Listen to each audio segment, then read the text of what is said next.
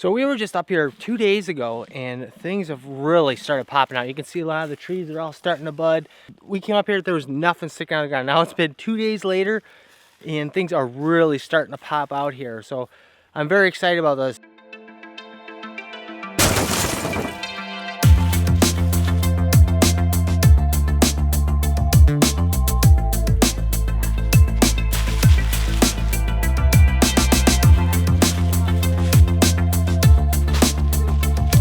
Here we go.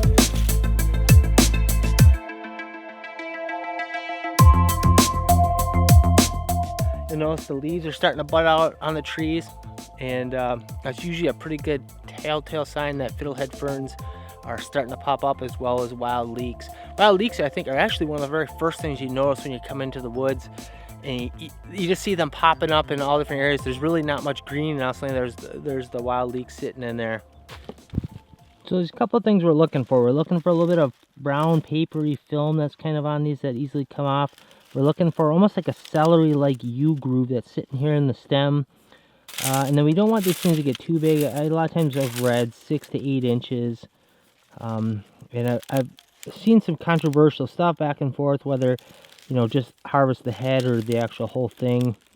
I'm going to break this one off 6 months, or 6 inches. And then when I'm harvesting these, you know, there's a couple of them here. I'm going to just harvest just a couple and then leave the other ones just so there's plenty for next year. If you're someone that's thinking about getting into wild edibles, one book I'd really recommend looking at is, what is it called? Harvest Forester or something. I have it in the description of every single video. It's a book by an author out of Wisconsin. Really a phenomenal book. He doesn't have every single wild edible plant out there listed, but the plants that he has listed in there, he knows like the back of his hand. There's no misidentification.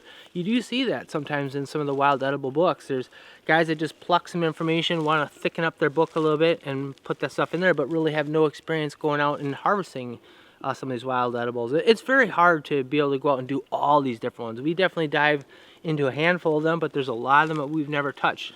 So I would really recommend taking a look at that book. There's a lot of great information in there. The other thing I absolutely love about it is at the very beginning he's got this calendar in all the different months, so you can take a look at each month, what's coming up, what's in the past, and figure out the best time to go out and harvest some of these things. So right now I can look at May and I'll probably see like fiddlehead ferns or ostrich ferns, whatever you want to call them. Probably see asparagus, leeks. There's a lot of different plants. But I would also recommend pairing this up with, you know, several other books. So just want to put a little caution out there, because you can definitely get sick if you misidentify something, or could even potentially die from it. So make sure you have a couple different things to cross-reference, but I would really strongly recommend checking out that book, especially if you live here in the Midwest. So I got a tick on me. This is just kind of like a dog tick or wood tick. I usually just rip the legs off these suckers. You're out in the field, unless you're carrying around a lighter and tweezers or something, which I do have one in my Swiss Army knife, but it's a pretty tense time of year. So we usually rip the legs off, throw them back on the ground, let them take care of their own. The tick itch, I guess. You start kind of, every time you get a little tickle on you, you start reaching around, making sure you don't have a tick on you. I want a tick on you. Don't you know, yeah? That's what you were saying, tick on you. Yeah, I would like to peek around for morel mushrooms as well. Grace, please, no farther, please.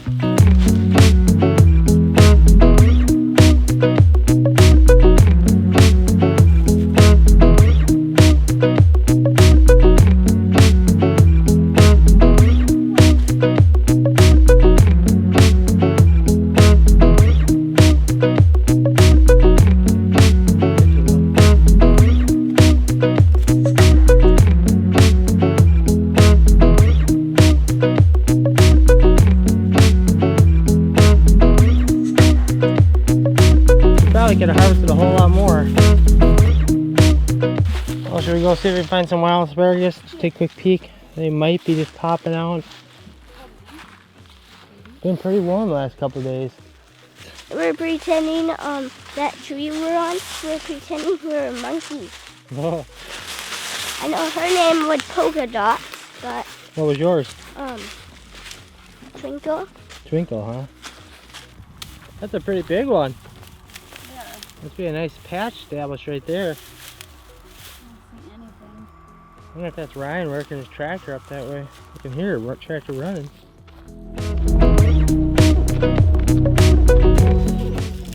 I'm not seeing anything yet. So we got kind of a shrub stick looking thing with the little squiggly branches. This is gonna be hard with the backdrop. Oh yeah. In there. Probably just a little early. I bet they're gonna be popping out soon. The ground seems to need to be a little bit warmer for asparagus.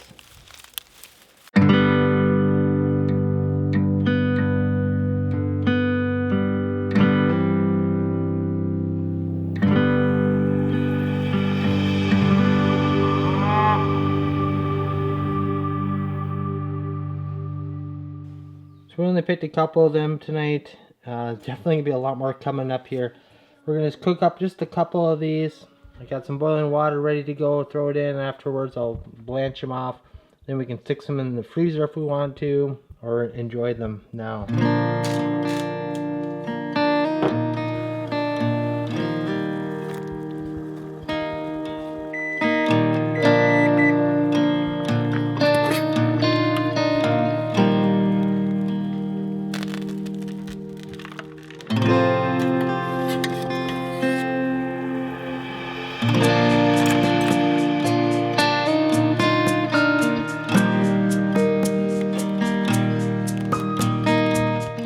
When it comes time to start eating some of these things, definitely don't just dive in and have a big heaping plateful. Cook up just a little small quantity, see how your body reacts to it. I mean, sometimes even just identifying something wrong, you can end up with food poisoning type symptoms, so just go into these type of things pretty easy. We did do one little test batch tonight, and it was phenomenal. I just boil them up, then blanch them off. I throw them in a little bit of a small saucepan with a little bit of butter and salt. Can't go wrong with butter and salt, but don't even need that, even if you just take them out. Tastes very similar to like a green bean asparagus mix. A little bit more of an asparagus taste, but there's like a hint of a green bean or something, but they're really good.